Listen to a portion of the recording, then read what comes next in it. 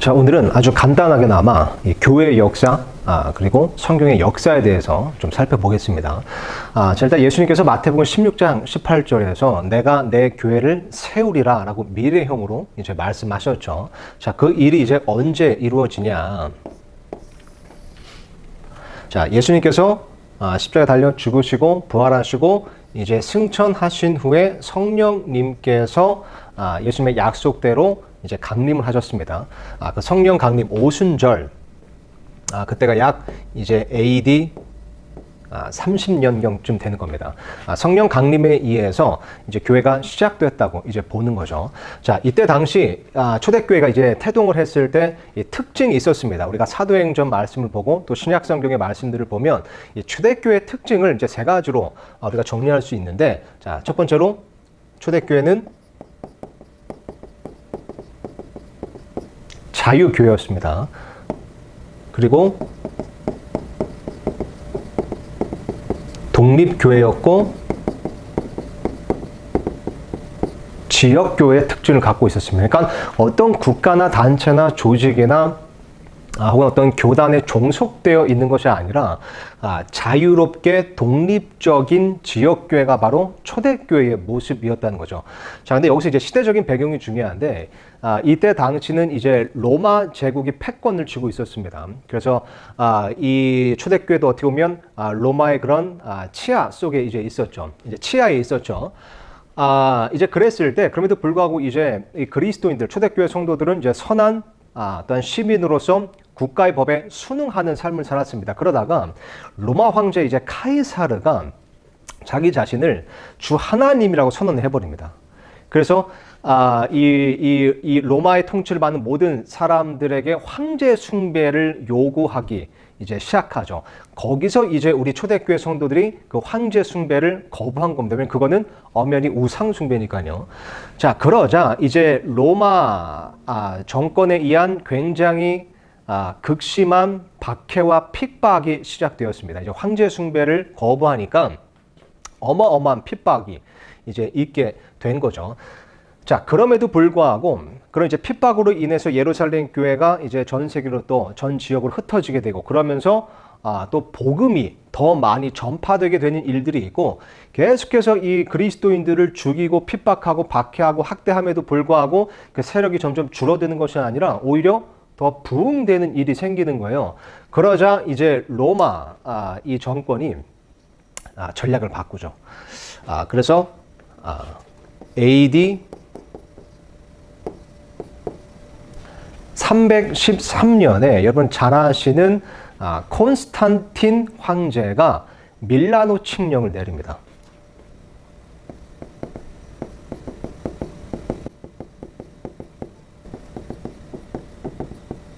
자, 콘스탄틴 황제가 밀라노 칙령을 내리는데, 자, 이 밀라노 칙령의 이제 그 내용이 무엇이냐, 결국 이런 거죠. 이제 더 이상 기독교를 핍박하지 않겠다. 이제 자유를 보장해 주겠다. 이제 이런 선언이었습니다. 그래서 그동안 몰수했던 교회, 그리고 그런 이제 초대교회 성도들의 재산을 조건 없이 다 돌려줘라. 그러면서 또 획기적으로 무엇을 하냐면 이 기독교를 로마의 국가 종교로 공인을 해버립니다. 그래서 이 밀라노 칙령에 의해서 국가교회가 탄생하게 됩니다. 자, 이렇게 했을 때 처음에 이 초대교회 성도들은 이때 당시 이제 그리스도인들은 좀 어리둥절했겠죠. 와, 이게 우리 기도가 응답된 거 아닌가? 혹은 야, 그래서 이제 우리 이제 핍박, 이제 환란 이런 게 다 이제 그치겠구나, 다 이제 끝났겠구나, 이제 고생 끝, 행복 시작이다. 이렇게 이제 생각을 했는데, 사실 여기에는 이 콘스탄티누스라고도 하죠. 이 콘스탄틴 황제의 정치적인 목적이 있었던 겁니다. 그러니까 이 기독교의 정신을 그대로 온전히 보존해 주고자 국가교회로 인정한 것이 아니라 국가교회를 세움으로써 이 기독교라는 것을 자기의 통제하에 두려고 했던 거죠. 그러니까 교회를 자기가 지배하고 간섭하고자 로마의 국교로, 국가 종교로 공인을 하고 국가교회를 세운 겁니다. 자, 이게 결국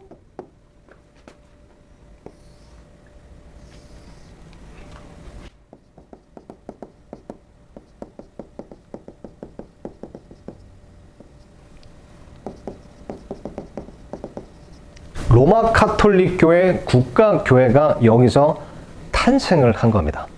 자, 그런데 이제 이 콘스탄틴 황제가 밀라노 칙령을 통해서 이제 국가교회를 만들었고, 그게 이제 결국 로마 카톨릭 교회의 탄생하게 된 이제 기원이 된 건데요. 자, 로마 카톨릭 교회를 이제 그 국가교회를 이제 그렇게 만들었을 때 기독교의 정신을 온전히 보존한 것이 아니라 이때 당시 만연했던 바빌론 신비 종교, 이것과 기독교를 이렇게 혼합시키는 일을 합니다. 그러니까 로마가 그때 당시 많은 민족들, 많은 나라들을 정복한 상황이었기 때문에 각 나라들이 갖고 있는 종교들, 이교도 종교들이 있잖아요. 그것은 결국 또 바빌론 신비 종교로 이게 통했고요. 그러니까 바빌론 신비 종교, 그리고 이 각종 이교도 그런 종교들과 기독교를 쉽게 말해 짬뽕을 시켜서 로마 카톨릭 교회를 탄생시킨 겁니다. 그러다 보니까 로마 카톨릭 교회의 비성경적인 것들이 나타나게 됐죠. 예를 들면 바빌론 신비 종교의 그 궁극적인 사상인 여신 숭배 사상으로 말미암아 마리아 숭배가 이제 들어오게 된 거고요. 또 로마 카톨릭 하면 성인 숭배, 그죠? 이런 것들도 뭐 연옥에 대한 교리, 그리고 또 뭐 면죄부, 유아세례, 이런 이제 비성경적인 것들을 이제 교리로서 만들게 되는 겁니다. 그러면서 또 주된 게 이제 행위 구원을 또한 주장하죠. 왜냐하면 다른 이교도 종교들의 특징, 공통점이 무엇이냐면 뭔가 이렇게 좋은 곳에 각 이제 또 종교마다 그런 뭐 좋은 곳에 가고 나쁜 곳에 가고 뭐 그런 사후세계 이런 것들이 있는데, 결국 나의 어떤 행위를 통해서 그렇게 내가 구원받을 수 있다고 주장하는 그런 종교들이다, 가르치는 종교들이다 보니까 그것과 이제 기독교를 혼합시킨 로마 카톨릭 교회도 그렇기 때문에 이제 행위 구원을 또한 주장을 이제 하게 된 겁니다. 자, 그러다 보니까 또 이제 로마 카톨릭의 어떤 그런 모습을 보면 또 이런 것도 있어요. 예를 들면 이제 뭐 크리스마스나 이제 부활절에 뭐 크리스마스 때 이제 예수님의 탄생하고 예수님의 부활을 이제 기념하고 뭐 기억하고 경배하는 거, 뭐 이거 자체가 뭐 나쁘다고 할 수는 없지만, 이제 그런 것들의 이제 풍습을 보면 옛날에 이제 이교도 풍습, 이교도 종교의 풍습, 바빌론 종교의 풍습들과 굉장히 일치하는 부분이 많습니다. 그게 다 이제 로마 카톨릭 교회, 국가교회, 다른 종교들과 짬뽕된 그 로마 카톨릭 교회에서 나온 것이기 때문에 이제 그런 모습이 이제 보이는 거죠. 자, 그러다가 AD 313년에 이제 로마 카톨릭 이제 국가교회가 탄생을 했습니다. 그러면서 기독교가 이제 다른 종교들과 혼합되기 시작했죠. 자, 근데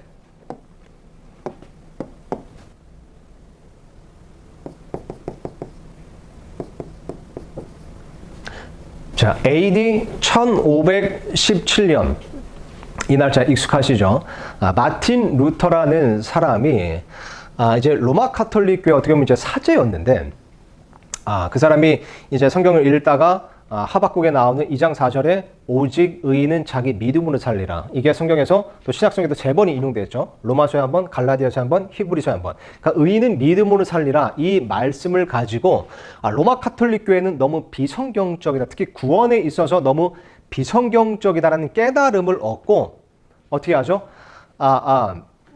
그 비텐베르크 성당 정문에 95개조의 반박문을 딱 붙여놓습니다. 그럼으로써 종교개혁을 불붙이는 일을 하게 되죠. 자, AD 517년에 마틴 루터에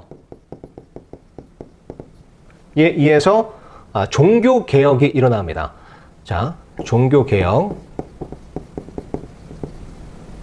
자, 그럼으로써 로마 카톨릭 교회의 그런 악습과 패당과 비성경적인 교리에 저항해서 AD 1517년 종교개혁으로 말미암아 개신교가 탄생을 합니다.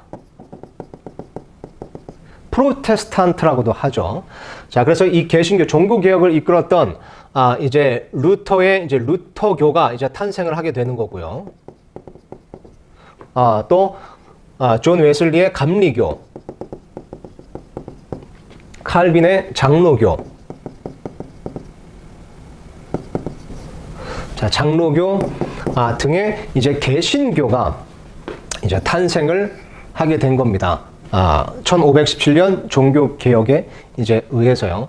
자, 근데 물론 되게 좋았습니다. 이 로마 가톨릭 교회에 이제 저항을 하는 그런 프로테스탄트들이 이제 그런 개신교들을 만듦으로써 많이 성경으로 돌아왔는데, 그럼에도 불구하고 이 개신교는 이 자유 독립 지역 교회에 뿌리를 두고 있는 것이 아니라 로마 가톨릭 교회에 뿌리를 두고 있었기 때문에 여전히 로마 가톨릭 교회 잔재들이 좀 남아 있었습니다. 뭐 예를 들면 뭐 유아 세례라든가 아니면 그런 성직자 체계라든가 어떤 교단화하는 것, 이런 어떤 로마 가톨릭의 잔재들을 이제 그대로 갖고 있는 어떤 문제 또 숙제거리가 있게 된 거죠. 그러다가 역시 그런 이제 잔재들 때문에 이 연도로 보자면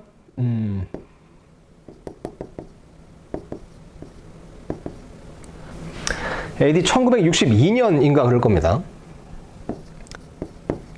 2차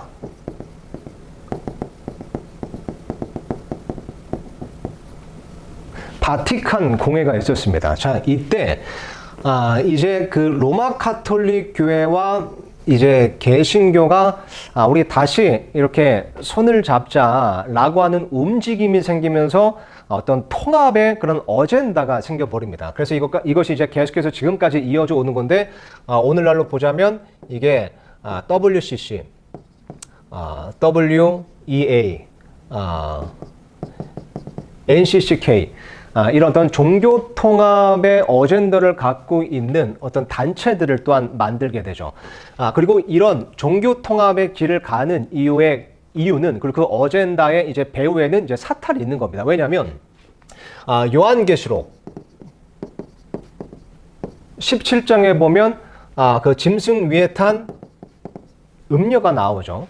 이게 그 성경 말씀을 이제 보면 이제 로마 가톨릭 교회를 중심으로 어떤 단일 종교 세력을 의미하는 것임을 알 수 있습니다. 그러니까 환란기 때 적그리스도의 왕국이 세워지면 적그리스도를 그런 신으로 숭배하는 단일 종교가 생겨나거든요.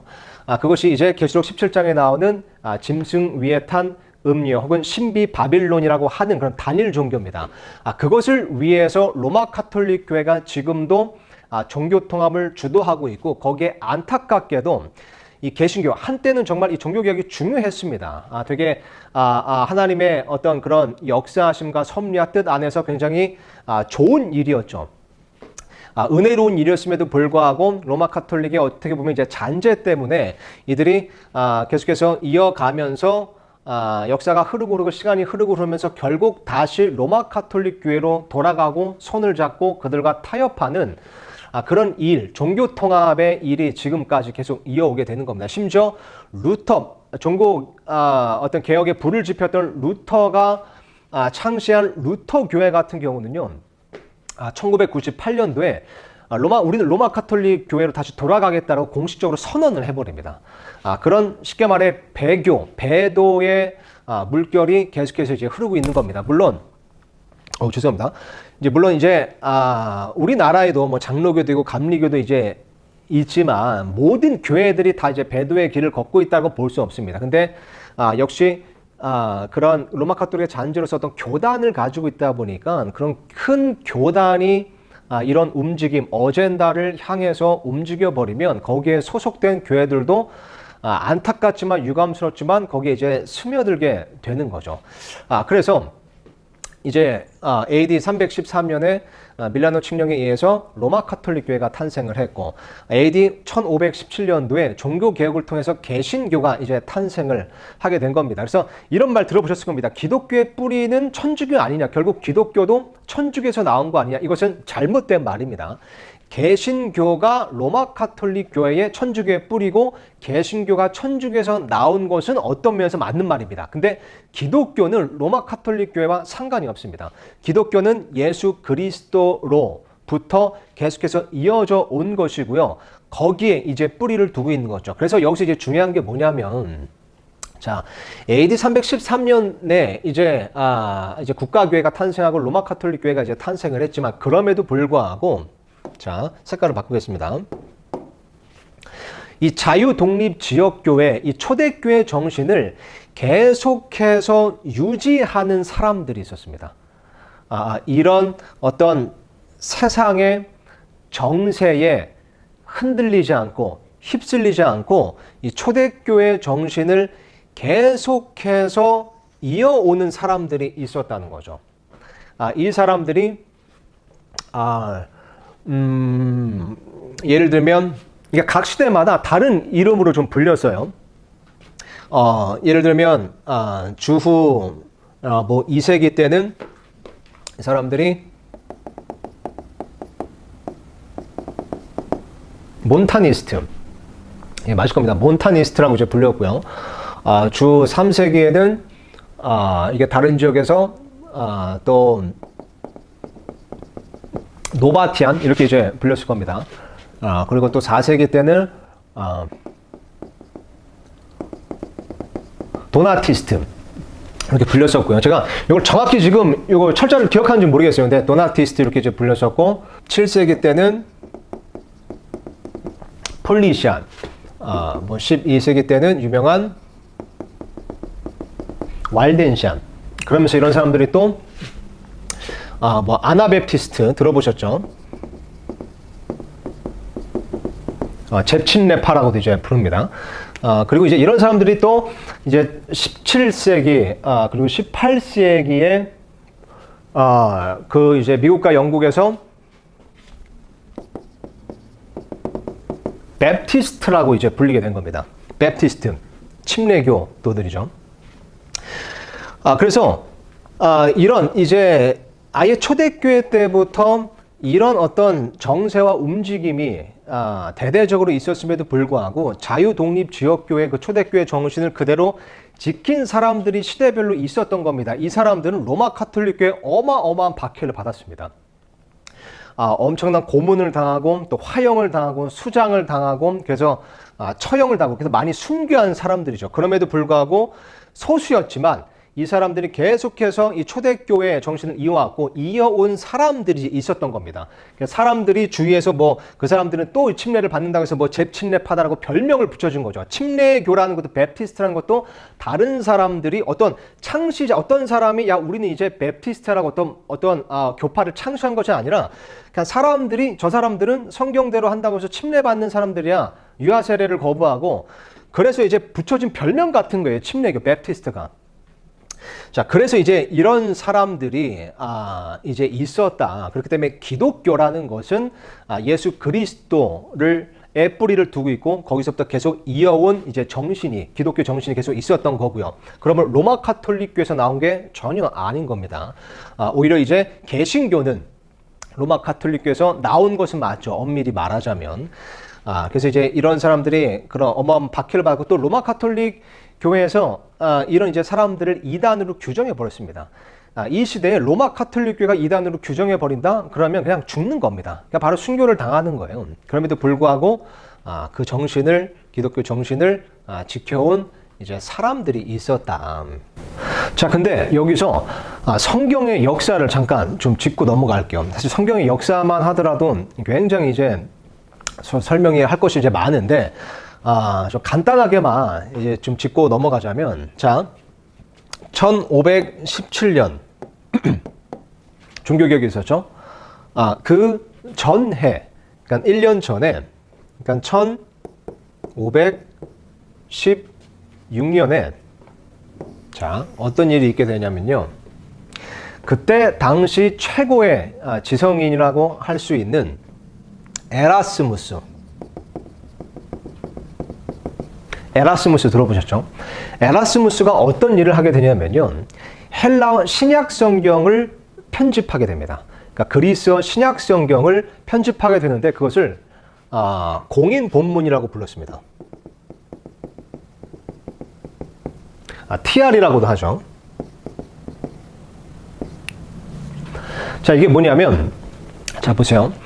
구약 성경은 유대인들 중에서 이제 마소라라 하는 이제 사람들이 그 구약 성경, 히브리어 구약 성경을 잘 이렇게 보존해 오고 있었습니다. 물론 이제 나중에 한 1900년도에 이제 키텔이라는 사람이 해서 그것도 이제 변개가 됐는데, 이 신약 성경이라는 것은 이게 하나님께서 그분의 말씀, 처음에 이제 원본으로 이제 주셨잖아요. 신약 성경 이제 그리스어로 이제 주셨잖아요. 근데 그 원본은 이제 달아 없어지니까 하나님께서 선택하신 사람들에 의해서 계속 이제 사본을 뜬 겁니다. 그래서 그 사본을 통해서 그분의 말씀을 보존해 주신 거죠. 근데 사본을 만들다 보면 왜 이렇게 뭐 오타가 생기기도 하고 뭐 잘못 적어서 이렇게 찢어버리고 이렇게 구겨서 뭐 이렇게 뭐 쓰레기통에 던지기도 하고 뭐 쉽게 얘기하자면요. 이제 뭐 그런 일들이 있다 보니까 이제 에라스무스가 1516년도에 이제 뭘 한 거냐면 그동안 온전한 이 교회 성도들이 사용했던 인정했던, 많이 사용했던 그런 사본들을 이제 가져다가 이게 그리스어 이제 그 신약 성경의 본문을 만든 겁니다. 다시요. 그러니까 그 이제 사본들이 이렇게 흩어져 있었는데 그런 보존된 사본들, 그러니까 흠이 없는, 쉽게 말하면 흠이 없는 그런 사본들을 가져다니까 내용의 변개가 없고 누락이 없고 오류가 없는 그런 사본들을 가져다가 이 사본들은 오류가 없고 보존되어 있고 온전했기 때문에 그동안 이 초대교회 성도들 때부터 계속해서 인정받아오고 사용되어 온 그런 사본들이죠. 이런 사본들을 가져다가 공인 본문, 그리스어 이제 헬라 신약 성경을 편집하게 된 겁니다. 그것을 이제 TR, 공인 본문, 공인 표준 본문이라고 이제 불렀습니다. 자, 그래서 이 공인 본문을 가지고 이 종교 개혁가들, 뭐 루터, 뭐 칼빈 할 거 없이 여기서 이제 종교 개혁 성경들도 나왔어요. 그러니까 이 공인 본문이 인정받고 공인된 좋은 표준 본문이다 보니까 여기서 뭐 틴델 성경, 뭐 저기 독일의 루터 그 독일어 성경, 뭐 저기 제네바 성경,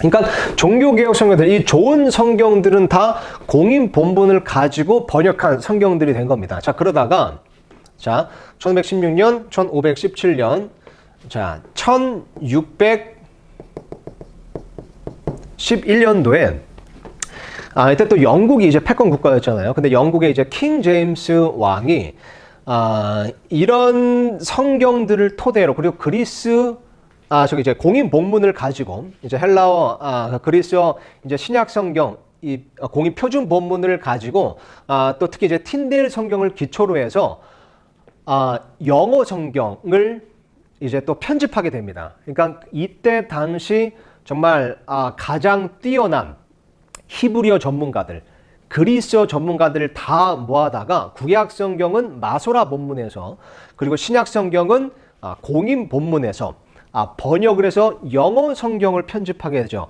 그것이 바로 킹 제임스 성경인 겁니다. 그러니까 이때 당시 성경을 다 편집했을 때 이게 킹 제임스 성경이다라고 말하진 않았죠. 그냥 홀리 바이블이라고 불렀습니다. 그러니까 이때 당시 성경 하면 그냥 이 킹 제임스 왕에 의해서 편집된 이 저기 그 킹 제임스 성경의 킹 제임스 왕의 명령으로 이제 편집된 킹 제임스 성경이 이제 홀리 바이블이라고 쓰였습니다. 그래서 이 이후에 1700년도에 이제 뭐 윌리엄 캐리 이런 사람들에 의해서 또 성경 저기 선교 대부흥이 일어나잖아요. 그렇게 됐을 때 그 사람들이 사용했던 성경들도 다 이 킹 제임스 성경이었고요. 그러다 보니까 그 선교사들에 의해서 전파된 그 각 세계에 전 세계에 전파된 성경도 당연히 킹 제임스 성경이었죠. 심지어 우리나라에도 1816년도에 우리나라 최초로 전래된 성경도 바로 이 영어 킹 제임스 성경이었습니다. 그러니까 전 세계적으로 역사적으로 볼 때 지금도 마찬가지지만 가장 많이 사용되고 있는 것은 영어 킹 제임스 성경입니다. 이제 물론 이제 우리나라에 이것이 우리말로는 좀 늦게 번역이 됐고, 또 이걸 번역한 이제 한 그룹이 또 이단적인 또 교리를 주장하다 보니까 이 킹 제임스 성경이 우리나라에서 좀 오해를 받는 부분이 있습니다. 그러나 이거 역사적으로 볼 때 공인 본문에서 나온 것으로서 정말 그 전 세계, 그죠? 기독교인들에게 사랑받고 인정받은, 그리고 사용되어 오고 있는, 그런, 성경이다. 가장 많이 사용되어 오고 있는 성경이다. 라는 것을 좀 아시면 좋습니다. 근데 이제 어떤 일이 일어나냐면, 자, 보세요. 1611년도에 이제 킹제임스 성경이 이제 완성이 됐습니다. 그리고 난 다음에, 자, 1881년에 어떤 일이 일어나냐면, 자, 두 사람 이름을 기억하세요. 여기다가 쓰겠습니다.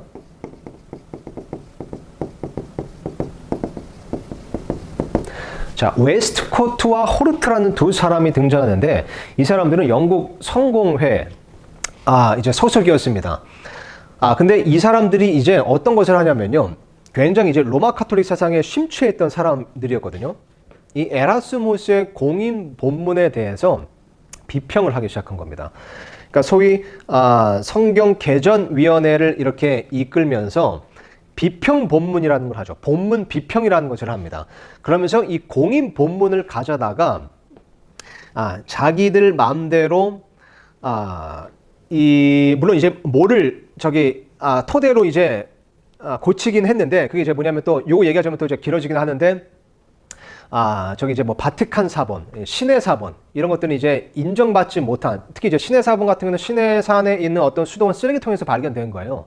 또 바티칸 사본은 바티칸 그 도서관에서 사람들이 하도 안 보다 보니까 그냥 그렇게 보존되어 있었던, 그러니까 먼지가 수북히 쌓인 그 사본. 그런 사본을 가지고, 그러니까 그 사본들은 이제 왜 사람들이 쓰레기통에 버렸고 또 보지 않았겠습니까? 왜 먼지가 수북히 쌓였었겠습니까? 뭔가 오류가 있고 변개된 부분이 있고 뭔가 누락돼 있기 때문에 그런 취급을 받았던 그런 이제 사본들이거든요. 근데 그런 사본들을 토대로 이 공인본문을 비평하기 시작하는데, 그러면서 공인본문의 약 5,000군데, 거의 6,000군데를 고칩니다. 변개를 시킵니다. 그리고 단어로 보자면 약 9,000단어를 수정하거나 삭제하거나 추가를 합니다. 그래서 만든 것이 웨스코트와 호르트의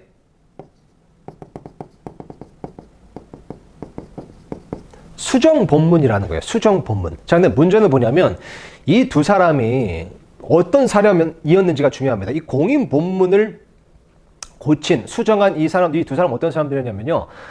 일단 아까 로마 카톨릭교에 이제 심취됐던 사람들이라고 이제 말씀드렸죠. 어느 정도였냐면 마리아를 숭배하던 이제 사람들이었습니다. 그리고 얼마나 로마 카톨릭 교회를 좋아했냐면 이 로마 카톨릭 교회 그 이 예수회가 이때 당시 이런 개신교, 특히 이제 영국의 영국 그런 교회를 로마 카톨릭화 하려는 어젠다를 갖고 있었거든요. 근데 이 웨스코트와 호르트가 그런 예수회에서 보낸 스파이다라는 그런 루머까지 있을 정도였습니다. 게다가 이 사람들은 이 진화론을 창시한 다윈을 굉장히 존경했고요. 그러면서 또 신비주의에 빠진 사람들이었습니다. 어느 정도 신비주의에 빠졌었냐면요. 죽은 사람과 우리는 소통할 수 있다. 어떤 의식을 통해서. 그래서 막 유령 길드 이런 것을 만들어서 막 영매까지도 이렇게 하려고 했던 이제 사람들이고요. 또 이 사람들은 에덴 동산이 실제한 장소라고 믿지 않습니다. 천국도 믿지 않습니다. 연옥을 믿는 사람들이에요. 지옥도 당연히 믿지 않고 천국은 우리 마음에 있는 거다. 이랬던 이제 사람들입니다. 그러다 보니까 거의 뭐 이렇게 사상을 보면 거의 무신론자예요. 거의. 그죠? 그러니까 이런 사람들이 자신들의 그런 철학과 잘못된 사상을 가지고 공인 본문을 5,000군데나 뜯어 고쳐서 수정 본문을 만들었는데, 유감스럽게도 안타깝게도 지금 현재 있는 많은 현대 역본들 있잖아요. 자, 여기서 말하는 현대 역본들이라는 것은 영어 킹제임스 성경을 뺀 나머지 모든 역본들입니다. 모든 성경들. 막 성경책 되게 많잖아요. 뭐 세번역성, 현대인의 성경, 개역성경 되게 많잖아요. 뭐 저기 미국으로 가자 뭐 NIV, 그죠? 뭐 뭐라고 하죠? NASB인가요? New American Standard Bible, 그죠? NASB. 이런 굉장히 많은 역본들이 있는데, 이 모든 영어 킹제임스 성경을 제외한 지금 현재 현존하는 모든 현대 역본들은 다 수정 본문에서 나온 겁니다. 수정 본문에서 이제 번역이 된 겁니다. 공인 본문에서 번역된 것은 영어 킹제임스 성경밖에 없습니다. 물론 이제 우리가 쓰는 이제 우리말 킹제임스 성경도 이제 영어 킹제임스 성경을 번역을 했으니까 이제 공인 본문을 이제 토대로 만들어진 거죠. 공인 본문이 이제 대본인 거죠. 자, 그러다 보니까 현재 굉장히 많은 현대 역본들이 있는데 많은 성경의 종류들이 성경책의 종류들이 있는데 뭐 출판사도 굉장히 다양하잖아요. 결국 두 종류의 성경으로 나눌 수가 있는 겁니다. 공인 본문에서 나온 성경과 수정 본문에서 나온 성경. 근데 공인 본문에서 나온 성경은 킹제임스 성경밖에 없다. 다른 현대 역본들은 다 수정 본문에서 나온 겁니다. 물론 이 수정 본문 이 이제 5천 군데나 이제 변개가 됐지만 그 나머지 보존되어 있는 하나님 말씀은 또 그 자체로 효력이 있고 또 영향력이 있죠. 그럼에도 불구하고 이렇게 이제 변개된 그런 수정 본문에서 번역을 하다 보니까 이 많은 현대 역본들에도 이제 누락된 구절들이 있고 삭제된 그죠 단어들이 있고 또 추가된 그런 단어들과 부분들이 있는 겁니다. 그래서 우리가 이제 킹제임스 성경을 그렇게 추천하고 또 우리 교회 같은 경우도 킹제임스 성경을 사용하는 이유가 이런 성경의 역사 때문이다. 이런 것도 좀 기억하시면 좋을 것 같습니다. 이렇게 교회의 역사, 성경의 역사, 오늘 좀 이렇게 짧게나마 좀 간단하게 짚어봤는데요. 이렇게만 좀 굵직하게 기억하셔도 앞으로 좀 교회사를 더 이렇게 좀 풍성하게 연구하시는데 또 이렇게 킹제임스 성경에 더 확신을 가지시는데 조금이나마 도움이 될 줄 믿습니다. 그럼 오늘 여기까지 하겠습니다. 감사합니다.